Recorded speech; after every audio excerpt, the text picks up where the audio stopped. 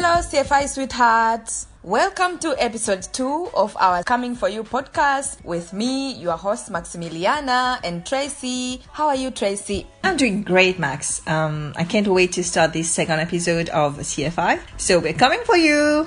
Yeah, I think we should be starting. And so today we are going to be discussing about temperance. And on top of that, we have a question that did we lose it all? And so before we start discussing about this topic, Tracy, what is temperance? Temperance means the ability to be able to moderate ourselves by doing some self-restraining actions in anything that we do in our daily life so as to prevent chaos and to maintain equilibrium in our life based on the actions that we're taking. So Max, do you have any examples of temperance that we could maybe depict for our listeners? Yeah, I have some few examples, but before we provide examples, do you have temperance, Tracy? I think that's a very big question. Difficult one, actually. I personally think that I do in some aspects of my life, but at some point I think that I may like temperance in other sectors. So right now I think I still have to ponder on it and try to actually gain some self-control on a lot of aspects.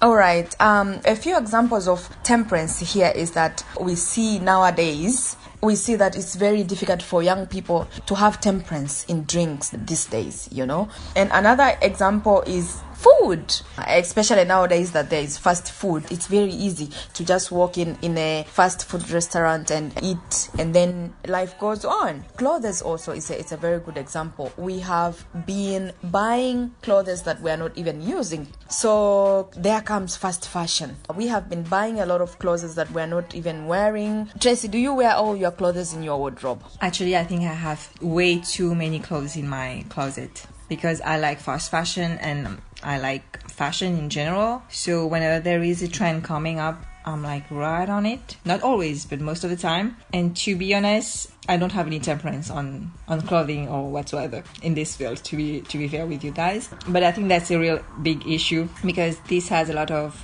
consequence, both economically and environmentally as well. So maybe we might ponder a little bit about that and how we are actually all lacking temperance in this field. So it might be different for other people as well. So what about you, Max? Do you think that you like fast fashion? I don't think so. Tracy, you know me very well. I'm a sort of a minimalist person, I would say. I'm not sure. I could be wrong, but I am not motivated by fashion.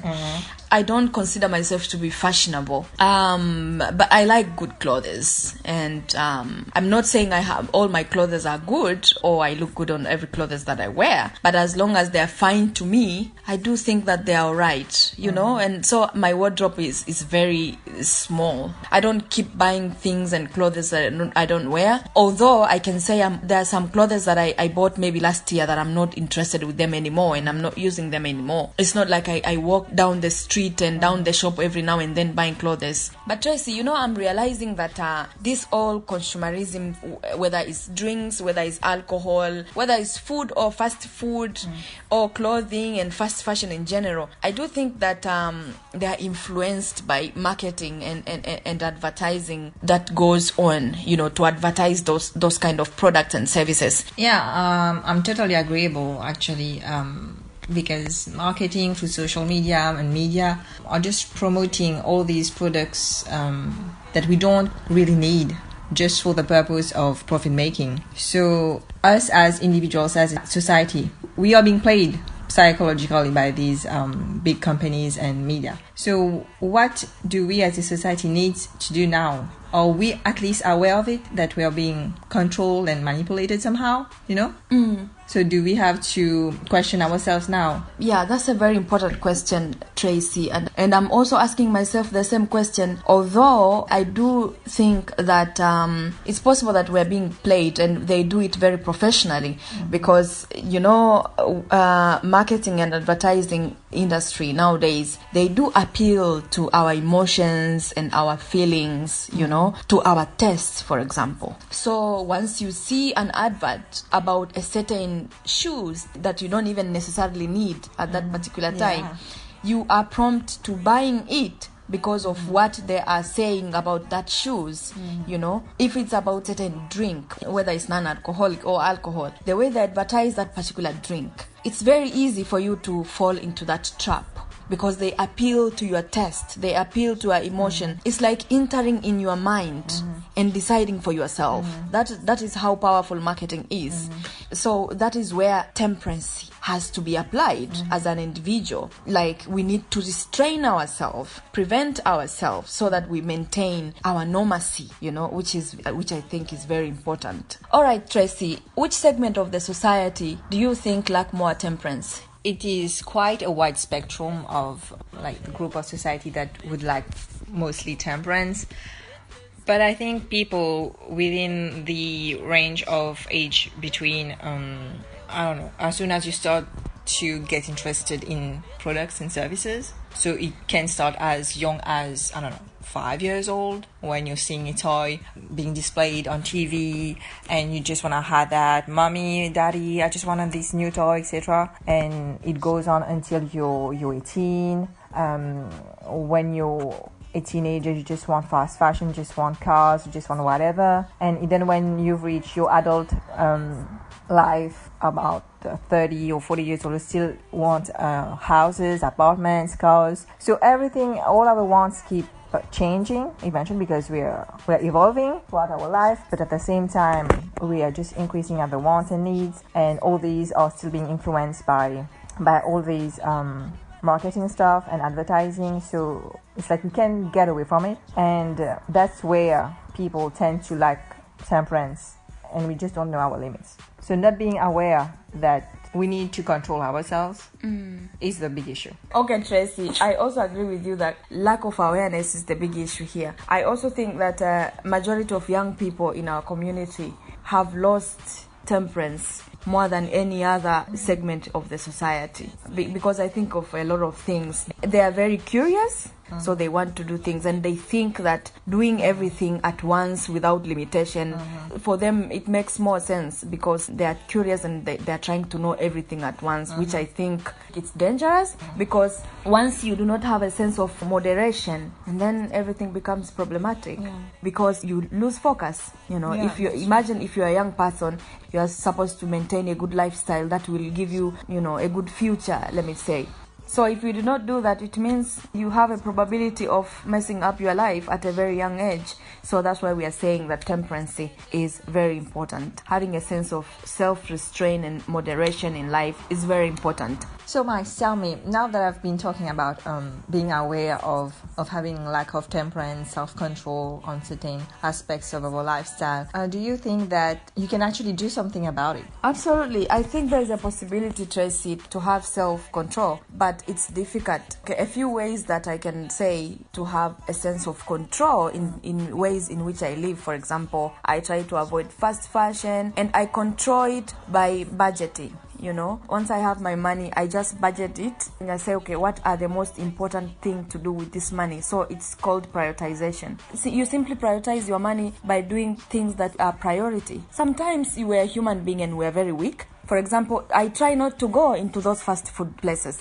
because if you go there, once you enter that shop, you are going to buy burgers and everything that's there because they smell very nice. So I try to avoid to go in those places. And also, in order for me to control my drinking, I avoid to go out every weekend. You know, instead of going out every weekend, I choose to do other things in other weekends.